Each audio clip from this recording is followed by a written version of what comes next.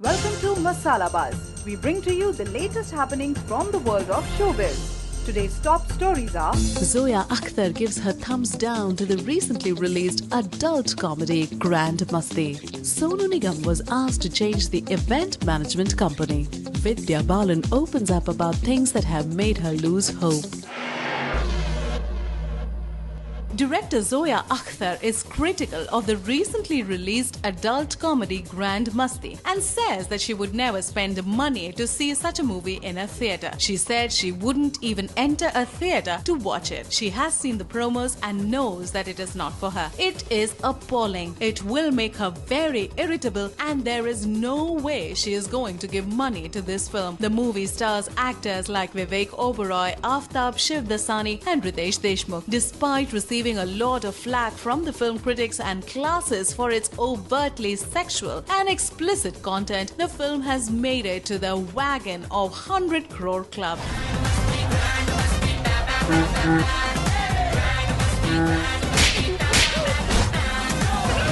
Zoya says she has no issue with a bad film which makes money, but she feels sad when good films fail to get enough business. When bad films make money, she is like something has to come out of it. He has no talent, so he might as well make some cash. Asked which film she feels could have made more money, Zoya says Udaan could have made a lot of money. Her own flick Luck by Chance could have also done a lot better.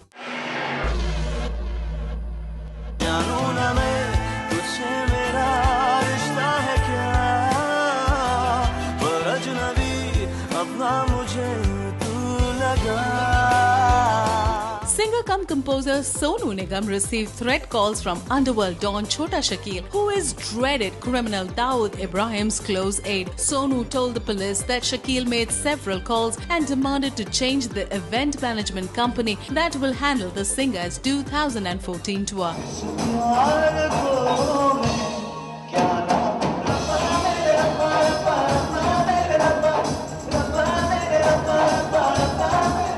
If sources are to be believed, Sonu was asked to change the organizers of the event as Dawood preferred another event management company. Shakeel also threatened that if the singer failed to do so, he would expose Sonu's relationship with a Mumbai-based woman. Nigam is yet to record a detailed statement and file an FIR. In the meanwhile, the police may provide security to Sonu. The singer had planned a tour in 2014 during which he would have shows in 12 countries. Lately, a lot of our Bollywood actors have been getting a lot of threats from the underworld. Boney Kapoor was a victim to one of them recently, where even he got death threats.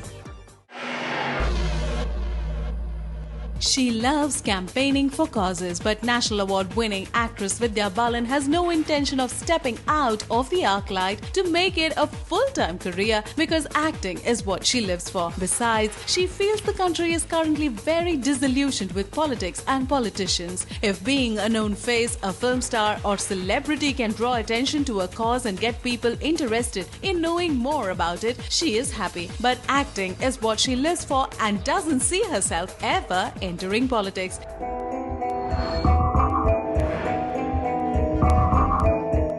She endorses the Nirma Bharat Abhiyan sanitation camp and Nihar Naturals Shanti Amla, which started a Chote Kadam Pragati Ki Or campaign in association with NGO Child Rights and You in September 2012. It aims to empower women to help children's education in India. As much as Vidya believes in the power of such campaigns, she is more comfortable doing these from outside the circle of politics. Vidya admits she neither understands numbers nor is she inclined towards writing for or directing films. What she doesn't enjoy, however, is doing remakes of films. She doesn't think any film should be remade, especially if they are classics.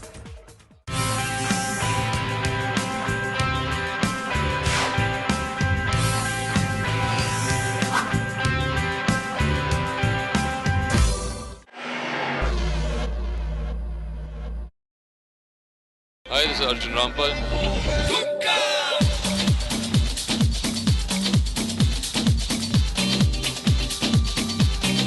watching Bollywood Masala, so keep watching.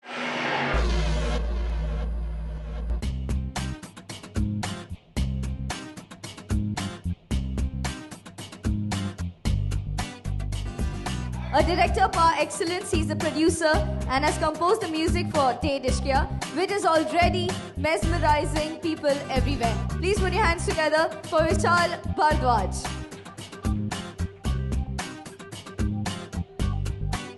She is widely known as the Begum of Bollywood, a smile that has stolen millions of... Please put your hands together for none other than the very gorgeous Madhuri Dixit.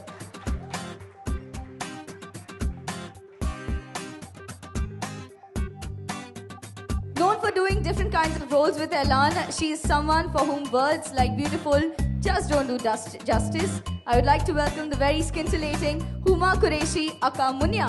Please put your hands together for Huma Qureshi.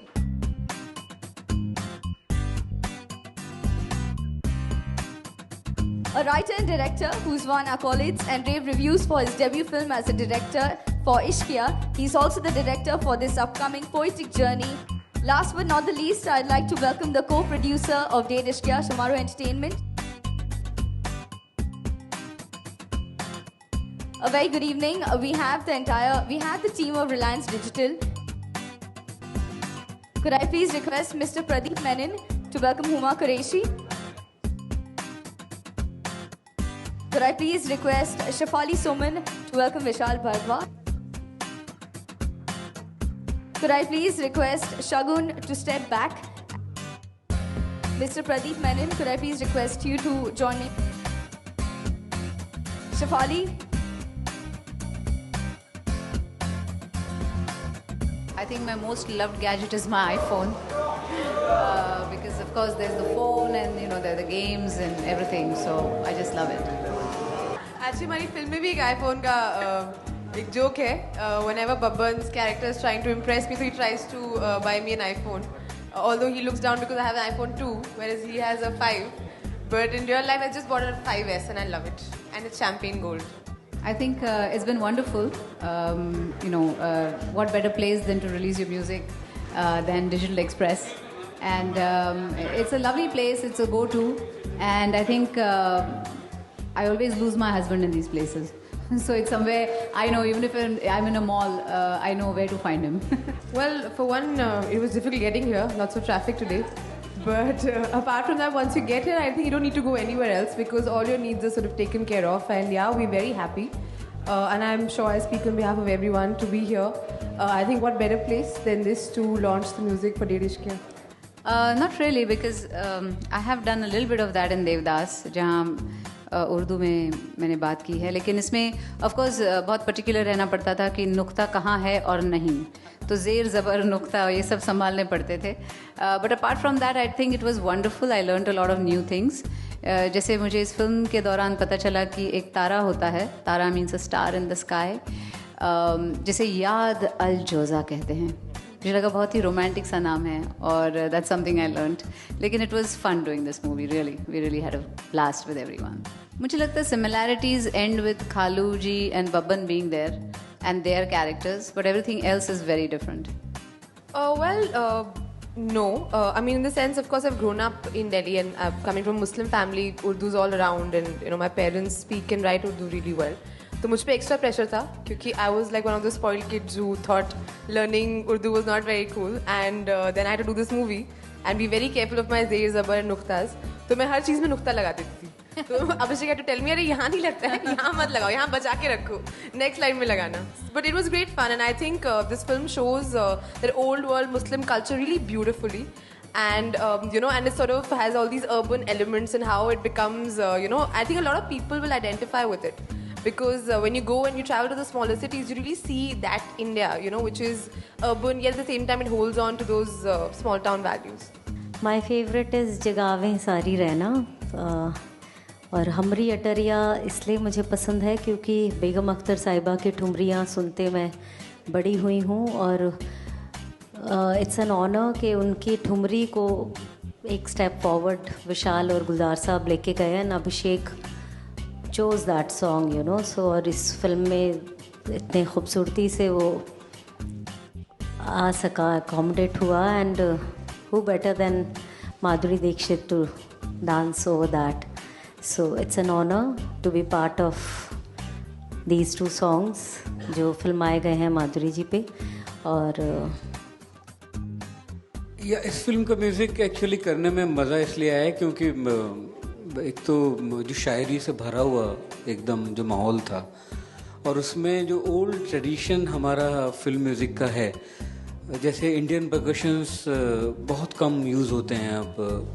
जो एक माहौल था जब लक्ष्मीकांत प्यारेलाल जी और जयदेव जी या मदन मोहन जी, उस तरह का म्यूज़िक होता था, तो बहुत सारे Indian instruments, Indian percussions use होते थे. अब डिजिटल टाइम में वो कम यूज़ होता है, और अच्छा है रिलायंस में बैठे हुए हैं तो डिजिटल की बात करें तो वो म्यूज़िक यूज़ करना, जैसे ठुमरी अंग लेना या कव्वाली होना, जो एक ट्रेडिशन था हमारी फिल्मों में कि क्लाइमैक्स में कव्वाली होती थी कि ये इश्क इश्क है, या राज की बात कह दूँ तो जाने महफिल में फिर गया हो. तो एक ट्रेडिशन था हमारी फिल्मों में, थ्रिलर्स में लास्ट में आके कव्वाली होती थी जिसमें विलेन कुछ करने वाला है और हीरो कुछ करने वाला है. तो वो सारे हमने क्लीशेज यूज़ करके उनको बिल्कुल नए रंग में उनके सिर पर कर दिया, उल्टा कर दिया. तो वो एक चैलेंज था, और चैलेंज के साथ सबसे ज़्यादा मज़ा था कि नहीं तो उस तरह का ट्रेडिशनल म्यूज़िक अब यूज़ नहीं हो पाता है. तो मुझे वो करने में बहुत ज़्यादा मज़ा आया. सभी गाने बहुत अच्छे हैं. दिल का मिजाज भी बहुत ही खूबसूरत गाना है जो अटरिया, हमरी अटरिया पे, और जगावे सारी रहना जिस पे दोनों पे मैंने डांस किया है. उसके अलावा एक बहुत स्वीट सा सॉन्ग है जो बाद में बताएंगे आपको, लेकिन वो भी आने वाला है. और सभी सॉन्ग्स, क्योंकि जैसे विशाल जी ने कहा कि वो वर्ल्ड हमने वहाँ पे क्रिएट किया है जहाँ कव्वाली है, जहाँ बहुत ही खूबसूरत गाने लिखे गए हैं, वर्ड्स बहुत खूबसूरत है, पोएटिक अंदाज है.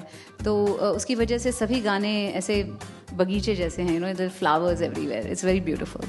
दिल का मिजाज, I love that song. I think it's so beautiful and romantic and soft and all of that.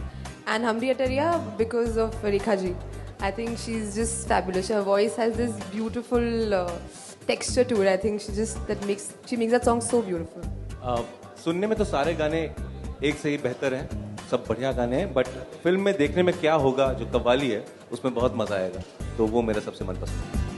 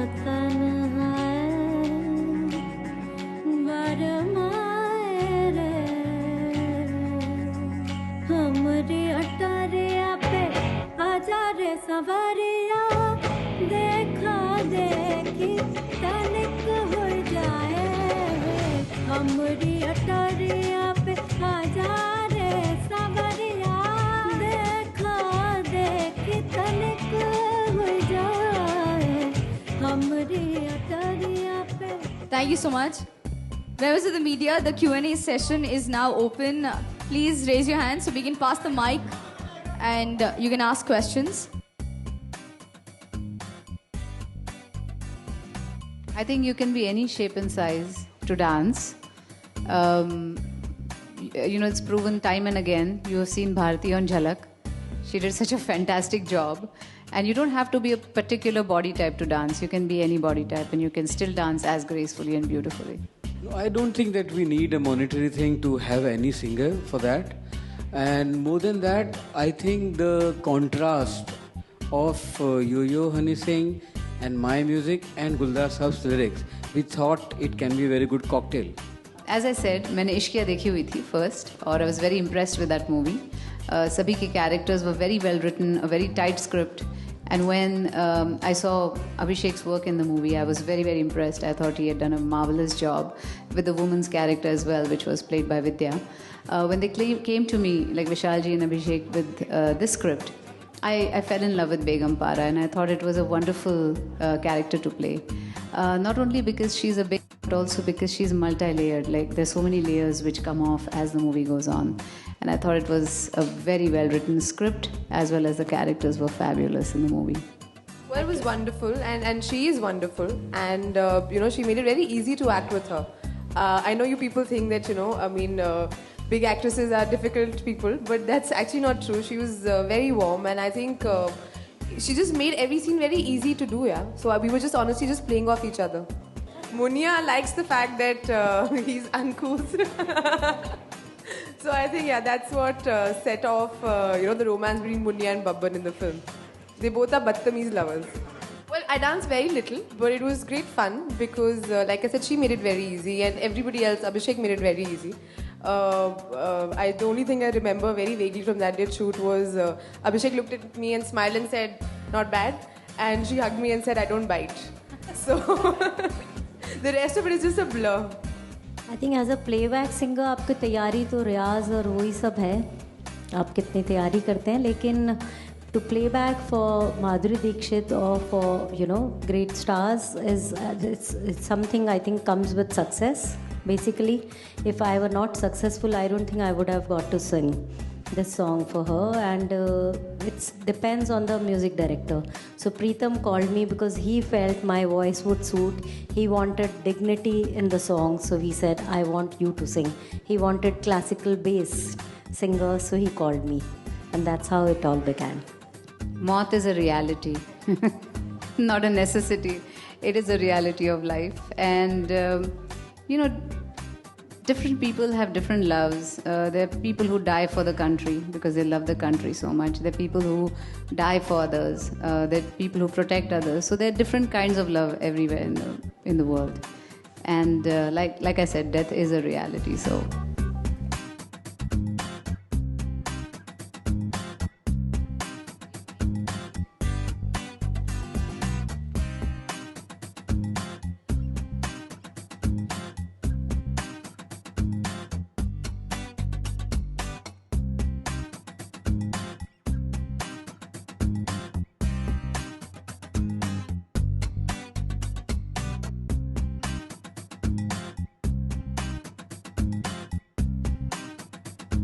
Thank you, Vishal sir. Thank you, Abhishek. Thank you, Ketan Maru, for joining us here.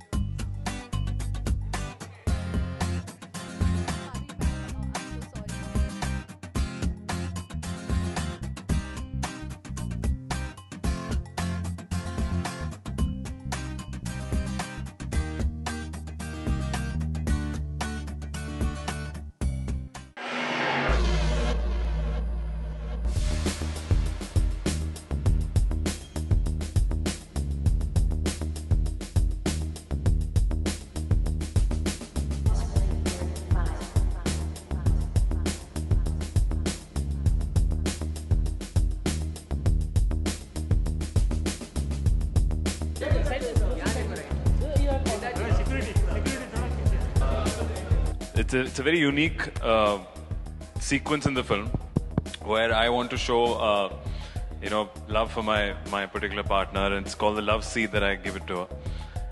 But it goes all wrong in the film. It's a really funny sequence. It's not how I planned it in the film. I think you'll see a bit of it in the trailer.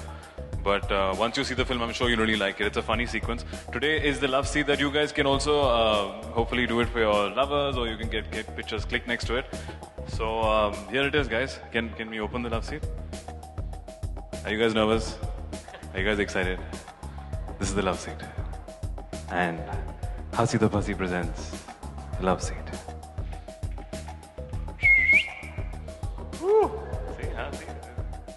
Well, in the film, it was much bigger to fit me and Pariniti. We made a smaller version for you. And Hasi the Pasi, where love goes cucking crazy. 7th of Feb. Guys, you'll see the actual sequence in the film and I'm sure you guys will enjoy it.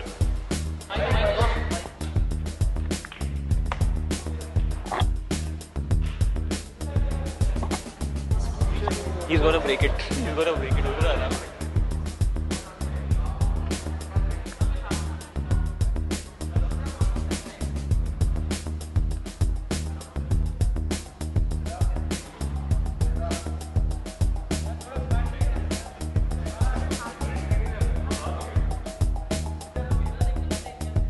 Exactly. I think it's so many times happened that everybody's sitting there and the actors here. I think we can exchange this time.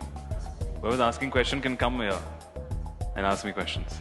मैं उस पे बैठे मैं साथ में love seat है हंसा तो फंस जाऊंगा मेरे फंसाओ तो पहले लव सीट है देखो ना 2 किले इट्स मेड फॉर 2 हाँ आई थिंक ज्यादा मैं फंसाऊं लड़कियों को हंसा के बहुत मुश्किल काम है लड़कियों को हंसाना but I think as of now I've had a few experiences here and there but no one so special that I've shared a love seat barring Pariniti experience love seat का love seat तो नहीं school में I think classroom seat share करी है I think we used to keep our seats for our girlfriends next to in school and the boys you know who are best friends who want to take that seat up and we would make sure that in break when bhi hota hai to there should be a seat right in the back kept for me and my friend of mine so I think I was a backbencher with the girls yeah that was my version of making a love seat in my class so some point of using a you know physique used to play basketball and all that thing so bully boys into that yeah there are a lot of interesting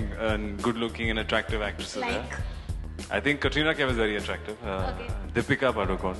Okay. So yeah, if only they would come and share, but no. Pariniti looks best to me on this film. So it's that first. Going back to Hasi to Pasi.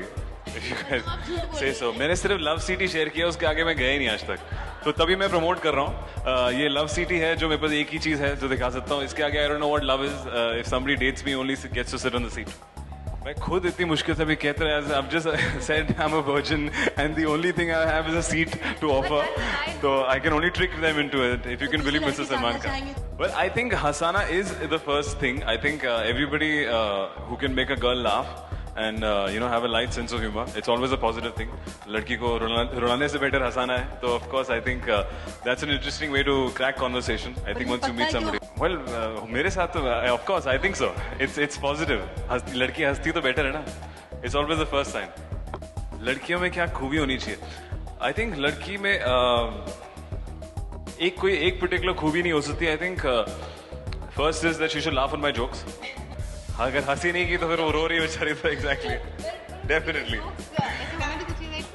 exactly that's what I'm saying jokes ऐसे होने चाहिए so लड़की की क्या खूबी होनी चाहिए लड़की की खूबी होनी चाहिए कि उसको I think मेरे साथ खाना बहुत पसंद होना चाहिए Sorry? खाना पसंद होना चाहिए मुझे खाने का बहुत शौक है बनाना नहीं आता ठीक है we can go outside but I think she should be a foodie like me I like eating good food good quality food and other thing This series, no, I'm single as I said. That was in the past. वो मेरा अतीत था, ये मेरा आज है. कि मैं एक सीट खाली लेके खड़ा हूँ. Pariniti is not come today, and I'm here to share it with these girls.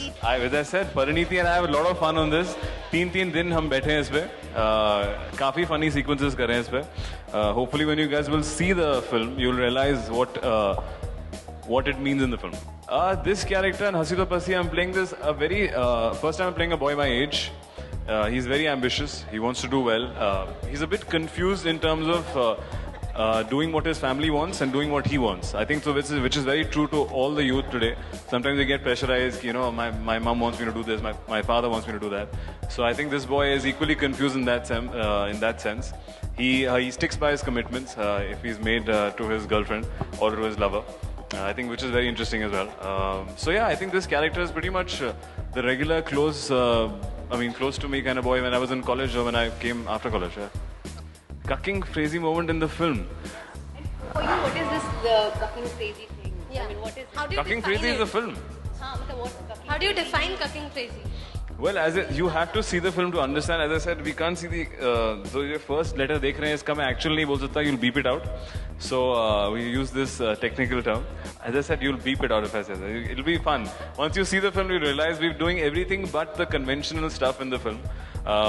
Being stuck with a girl on this for full sequence once you see the film, or in the night getting out and giving gila towel, as you see in the girl asking कि मुझे गीला towel चाहिए. तो अगर आप picture देखेंगे, I can't disclose much about the sequences, but it's got a very cucking, crazy aspects to it. Not on the love chair on the beach. This will be quite uncomfortable on the beach. So I think on the beach we'll just be walking barefoot.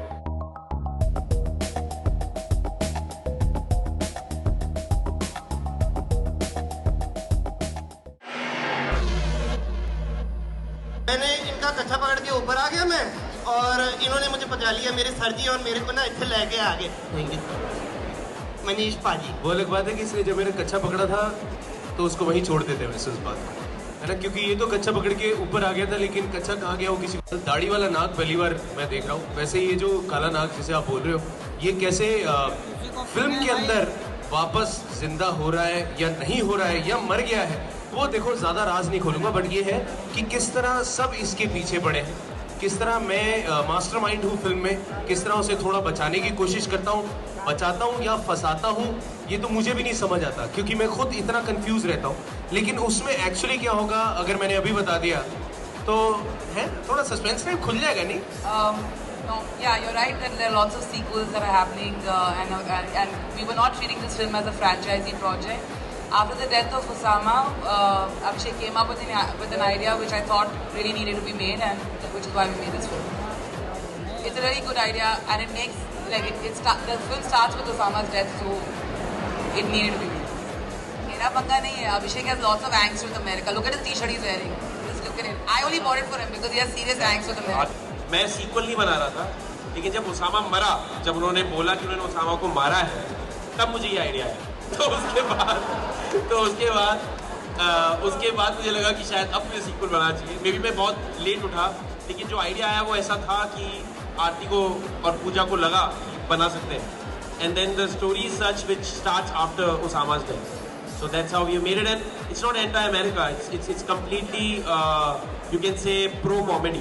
It's a mad comedy in which everybody we're making fun of, including ourselves in a way, including Bollywood, including Obama, including Osama, everybody.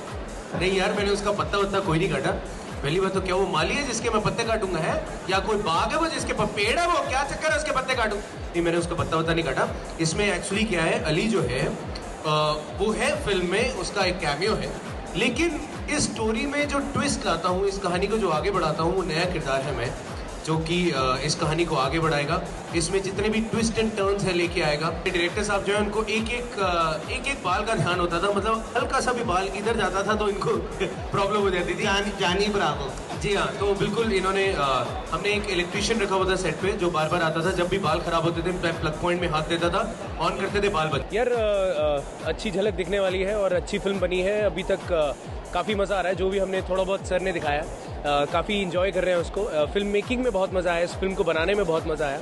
बहुत ही comedy है और काफ़ी difficult हो रहा था shoot करना, because हमारे पास time कम था, लेकिन सीन इतने ज़्यादा फनी है कि बार बार हंसी छूट जाती थी। और पद्दी और मेरी बड़ी प्रॉब्लम है, हम दोनों एक दूसरे को देखते थे और हंसने लगते थे, बट आउट एंड आउट लोगों को फिल्म पसंद आनी चाहिए। फिल्म कंप्लीट है, हमारा सिर्फ एक सॉन्ग बचा है जो हमने शूट करना है, और फिल्म तकरीबन 6 महीने में will be ready with the film. Bin Laden जो कॉन्सेप्ट है वो ऐसा है कि पार्ट 1 भी और पार्ट 2 भी, वो जिस ढर्रे पे कहानी चलती है उसमें हीरोइन, मेरे को लड़कियों से कोई प्रॉब्लम नहीं है as such. We have girls in the movie. We have Sugandha, again she was in the first part as a makeup artist. We have Mia, who's a brilliant actor. Yeah. She's playing an agent's role. But as such कोई love interest की ज़रूरत नहीं लगती इन तेरे bin Laden series. लेकिन आप ये नहीं कह सकते कि मेरे को ऐसी कुछ प्रॉब्लम नहीं। अगली फिल्म शौकीन है, उसमें नरगिस है, so I don't think that I have to finally take this thing off. Yeah. So I'm trying to break that jinx. हाँ जी, आ तो जाता है, बट मेरी असली आइडेंटिटी काफ़ी लोगों से छुपी हुई है, तो मैं चाहूँगा कि वो वैसे ही रहे। और मैं हर 6 महीने में बिल्ली की तरह घर बदलता रहता हूँ, जिससे वो लोग मुझे ढूंढ ना पाए।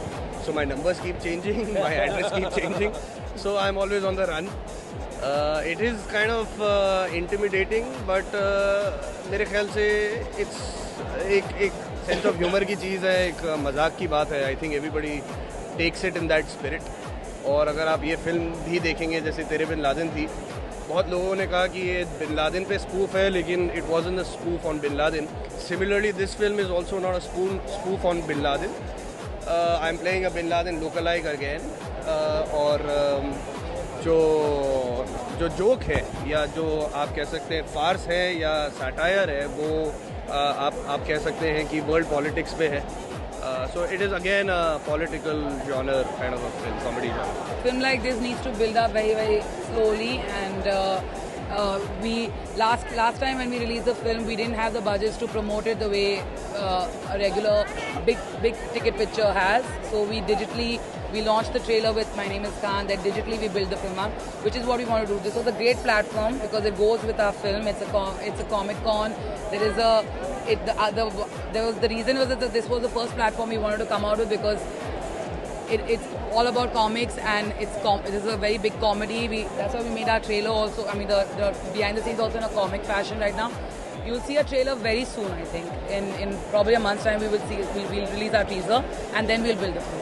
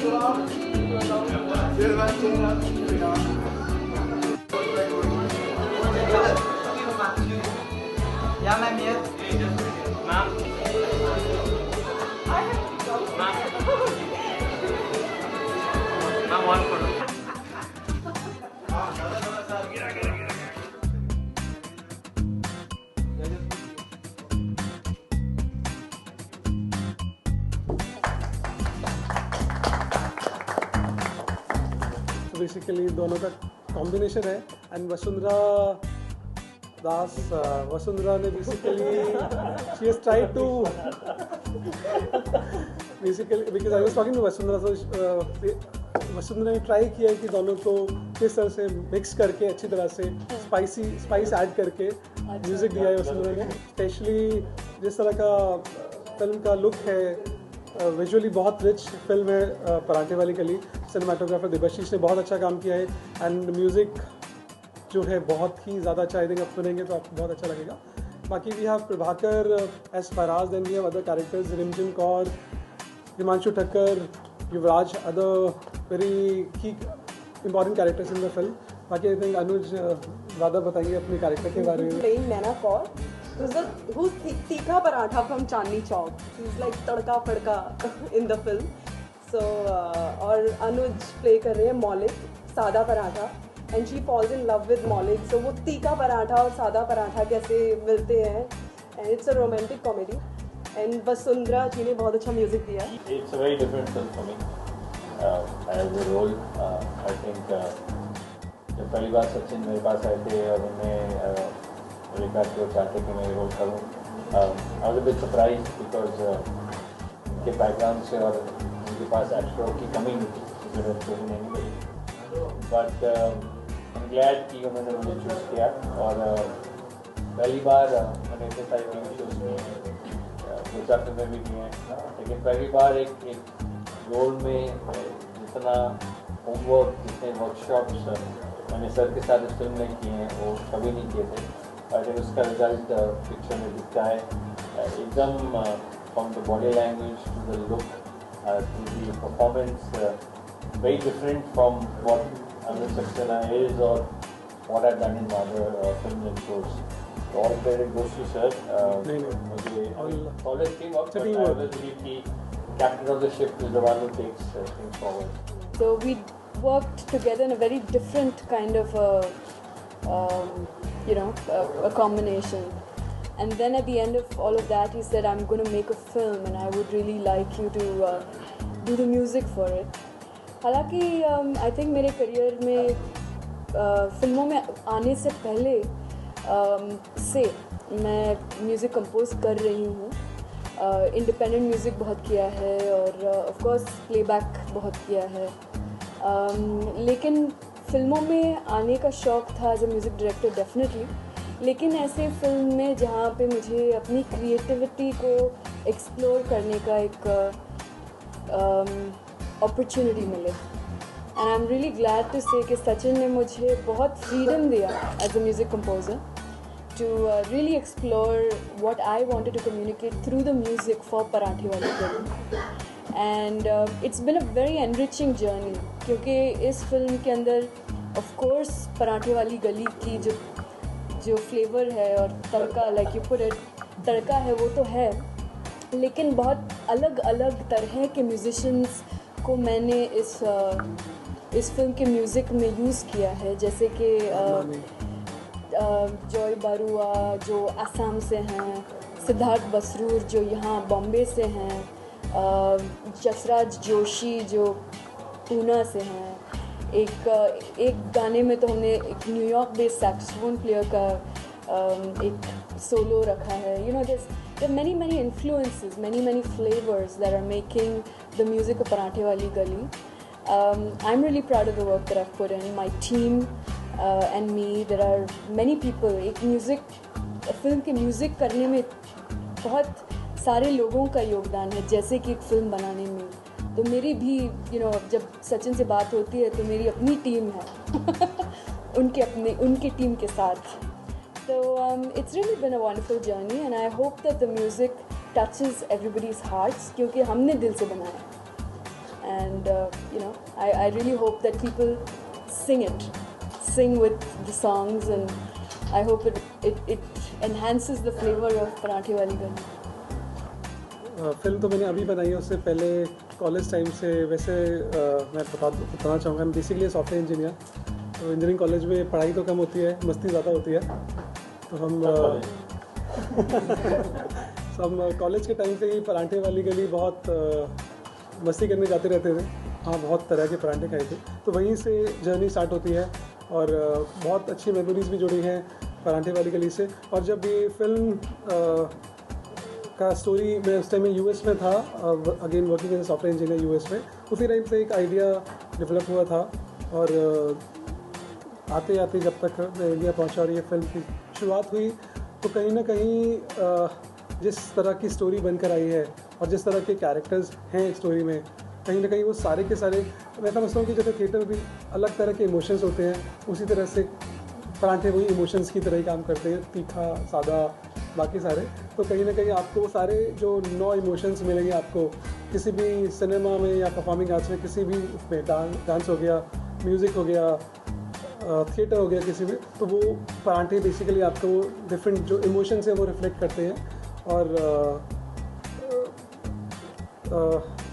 एक और भी चीज़ है, पराठे वाली गली नाम के अलावा जो ओल्ड दिल्ली, अगर आप जैसे कोई गया है चांदनी चौक, आई थिंक वहाँ का जो एक कल्चर है, वहाँ का जो खाना है, वहाँ का जो लोग हैं, वहाँ का जो रहन सहन है, कुछ भी है, वो अपने आप में ही बहुत अलग है। अगर आप पुरानी दिल्ली में जाएँ और पुरानी दिल्ली को छोड़ के आप किसी भी और दिल्ली के किसी पार्ट में जाएंगे, आपको शायद वो फ्लेवर, वो कल्चर, वो वैसा कुछ शायद ना मिले। तो मेरी कोशिश थी कि उस फ्लेवर को, उस कल्चर को, उस चीज़ को हम सिनेमा में उतार सकें। क्योंकि ज़्यादातर मैंने देखा है फिल्म के अंदर, जब कोई फिल्म बनती है सिनेमा बॉलीवुड में, तो एक इंडिया गेट दिखा देते हैं, वहाँ 2 एक्टर्स को खड़ा कर देते हैं डांस करते हुए और बोल देते हैं कि ये दिल्ली है। तो थोड़ा मुझे बड़ा वो लगता था कि यार हमारी दिल्ली से ज़्यादा अच्छी है। सो एंड प्लस और भी बहुत फिल्में आई जिसमें बोला गया कि चांदनी चौक है, बट वो शूटिंग जयपुर में हुई, शूटिंग कहीं और हुई और बोल दिया गया चांदनी चौक के अंदर शूटिंग हुई, दिल्ली में शूटिंग हुई। तो पहली कोशिश यही थी कि सारी जो भी शूटिंग हो एक्चुअल चांदनी चौक में हो, क्योंकि वहाँ का जो फ्लेवर है, जो एक्चुअल फ्लेवर है, वो उसी को कैप्चर करके ही आ पाएगा। आप कितने भी स्टूडियो में सेट बना लें, आपको खुशबू और वो रहन सहन, वो चीज़ें आपको नहीं मिल पाएगी। तो कैरेक्टर्स जो भी, हमारी शॉपिंग भी हमने कॉस्ट्यूम से लेकर सब कुछ वहीं पर हुआ। एक्टर्स को भी यही बोला गया कि आप जाएं चांदनी चौक, वहाँ घूमें और वहाँ का माहौल देखें, और उसी को उतारने की कोशिश की गई है। And I think best thing is that मुझे बहुत अच्छा सपोर्ट मिला पूरी टीम से, अनुज, नेहा, प्रभाकर, बाकी सब एक्टर्स एंड वसुंधरा, सबसे, क्योंकि इतना आसान नहीं है। वहाँ पर जो छतें हैं वो बहुत ही हाइट पर हैं और कोई बाउंड्री कुछ भी ऐसा नहीं है कि आप बहुत कंफर्टेबल वे में कर लेंगे। ज़्यादातर देखा गया है कि एक्टर्स को भी एक कंफर्ट जोन होता है और शायद कोई रिस्क नहीं लेना चाहेगा और बहुत ही कंफर्ट जोन में चीज़ें हर कोई करना चाहेगा। सो आई थिंक मुझे थैंक्स बोलना चाहिए अनुज को, नेहा को, प्रभाकर, सभी को जिसने वहाँ पर शूट किया। जून मंथ में हमने शूट किया, 47-48 उस टाइम में टेम्परेचर था। उस धूप के अंदर खड़े होकर छत पे शूट करना, एक एक सीन को पूरे दिन। एंड प्लस एक सीन है फिल्म के अंदर जिसमें बहुत ही छोटी सी वो जो छत है बहुत छोटी है, कोई बाउंड्री नहीं है। अनुज और नेहा वहाँ पर सीन कर रहे हैं। एंड आई थिंक शायद ये हर किसी के बस की बात नहीं है कि इतना रिस्क लेना, और बहुत पैशन चाहिए इस तरह का वर्क करने के लिए। और एंड थैंक यू अनुज, नेहा, सबके लिए, बिकॉज उस जो ड्रीम थी उसको इम्प्लीमेंट करने के लिए सबका एफर्ट चाहिए था, जो कि मुझे सबसे मिला, पूरी टीम से मिला, म्यूज़िक से, डिपार्टमेंट से लेकर सिनेमाटोग्राफी हो गया, बाकी और जो भी फिल्म बनाने के लिए जो भी डिफरेंट एरियाज़ होते हैं, एक्टिंग से लेकर सब कुछ। तो आई थिंक मैं आंसर कर चुका हूँ, उससे ज़्यादा ही मैंने बोल दिया है।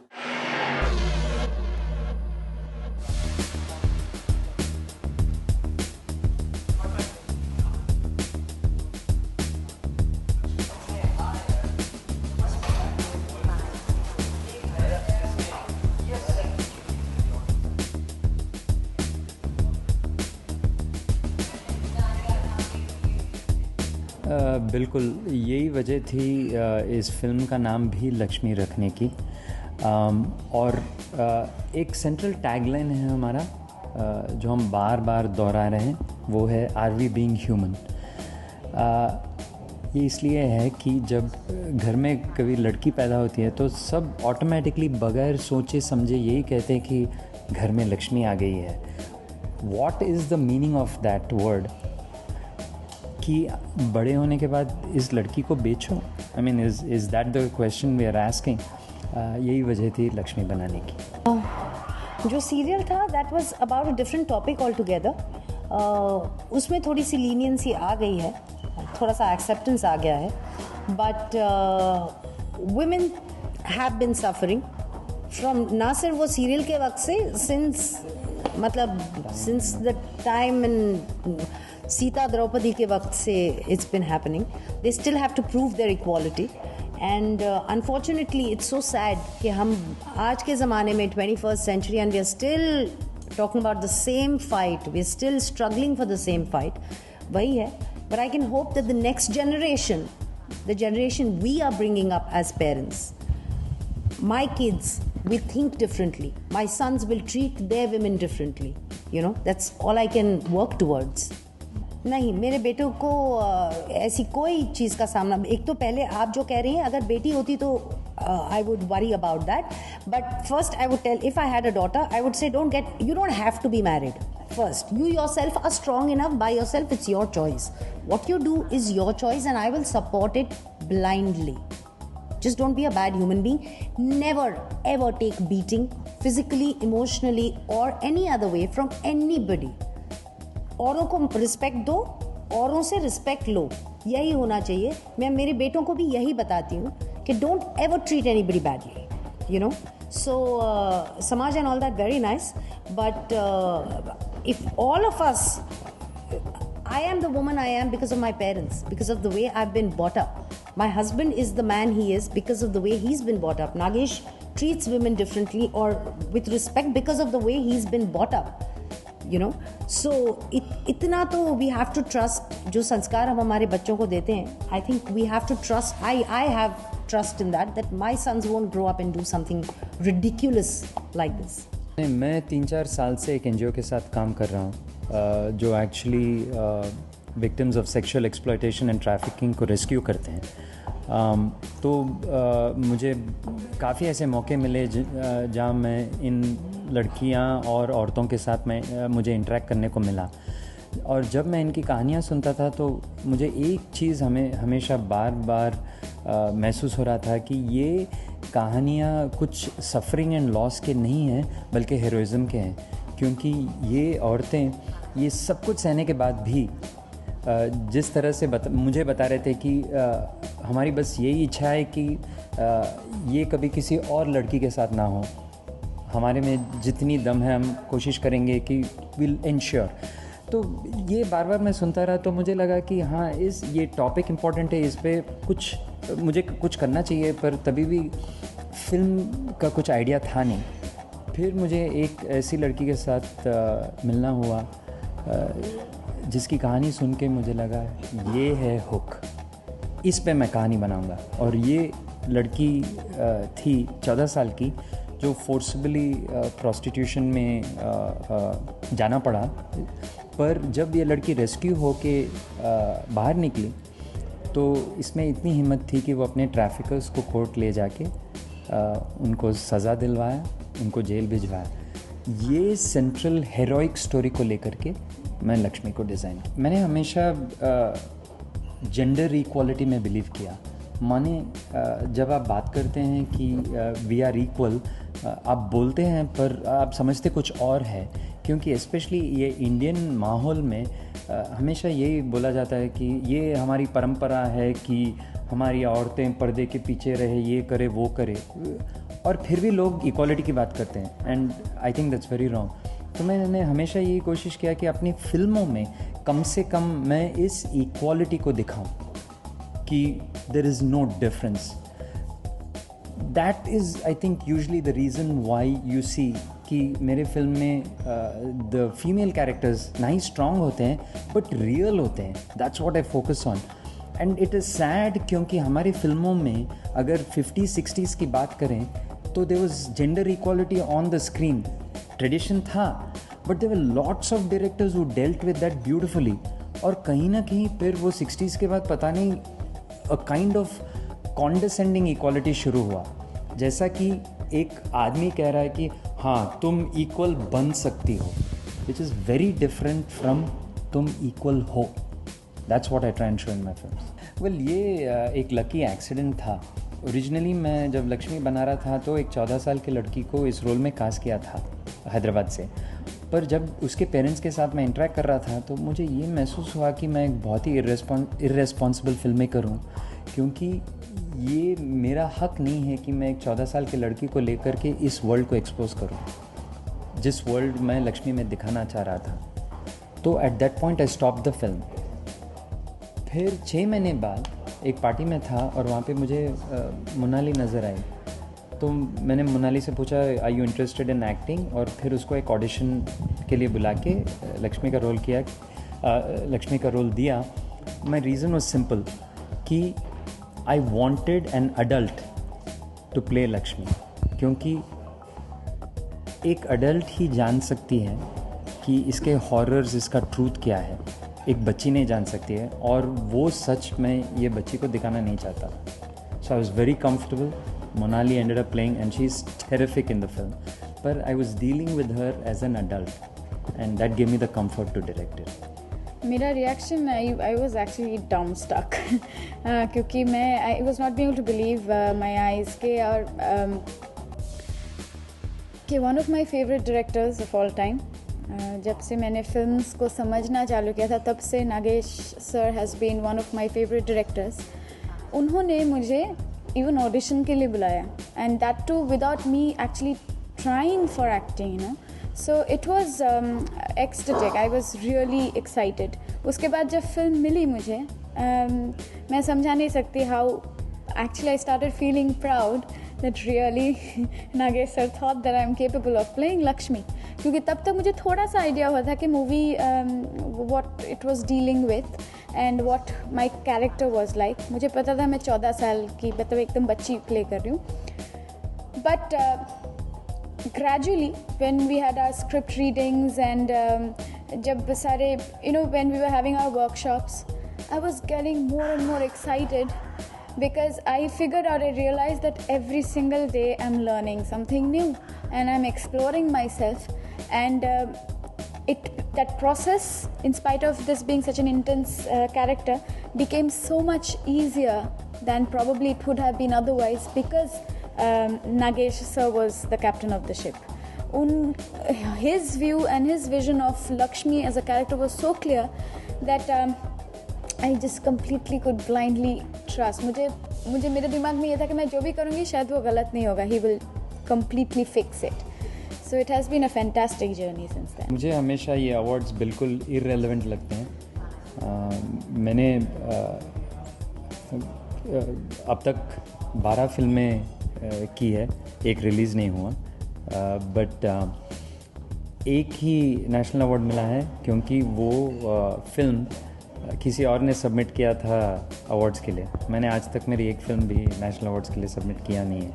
बिकॉज़ मेरा रिवॉर्ड बस ये है कि ऑडियंस उसको देखें और उसको एंजॉय करें. That's it. एक अलग स्ट्रैटेजी यूज़ कर रहे हैं इस फिल्म के लिए कि हम ये फ़िल्म कॉलेज स्टूडेंट्स को दिखा रहे हैं. ऑलरेडी हमारे शायद 10 स्क्रीनिंग्स हो चुके हैं, एक लिमिटेड कॉलेज ग्रुप. क्योंकि मैं ये फर्मली बिलीव करता हूँ कि वो टारगेट ऑडियंस हैं और अगर हम सही फिल्म उनको दिखाएं, उनको सही तरह से एनर्जाइज करें तो दे हैव द एबिलिटी कि ये वर्ड को सही मीडियम सोशल नेटवर्किंग के थ्रू ये मीडियम द्वारा इसको स्प्रेड करें मैसेज. क्योंकि मुझे लगता है they are the correct audience. तो हम तीनों एक्चुअली रेगुलरली कॉलेजेस जा रहे हैं, उनके साथ बात कर रहे हैं and it's been a very enriching experience.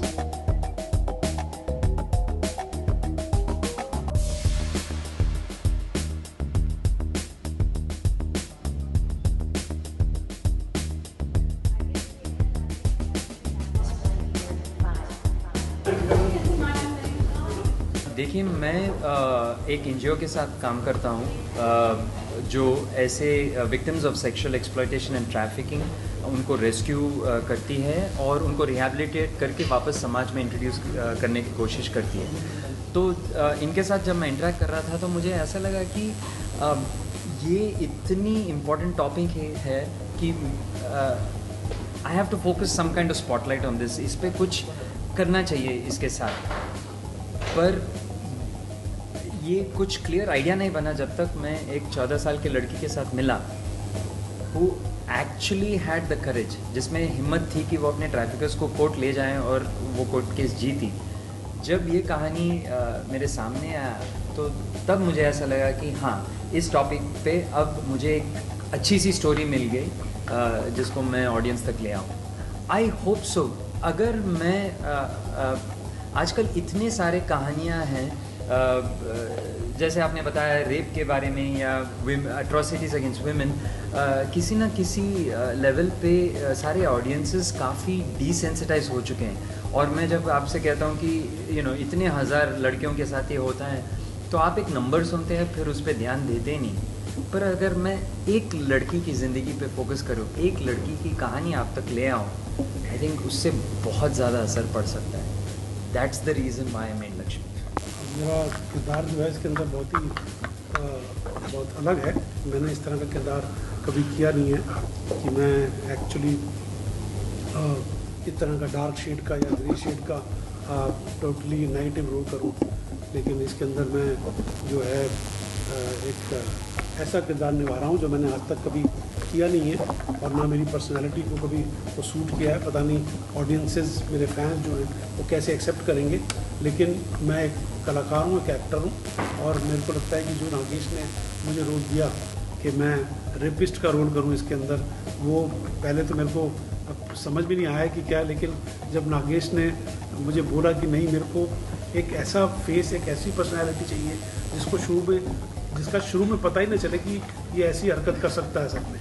तो मीन्स जब मेरे को ऐसा लगा कि नहीं, ये एक ऐसा किरदार है जो कि नागेश ने मेरे लिए सोचा है और जो मैं नागेश के साथ हमेशा काम करना चाहता था, तो मैं ना सिर्फ उसके लिए रोल के लिए हाँ किया, लेकिन क्योंकि मैं इस स्टोरी से बड़ा प्रभावित हुआ था और इस स्टोरी में मैंने ऐसे अंश देखे थे जो मुझे लगा कि समाज तक पहुंचने बहुत ज़रूरी है.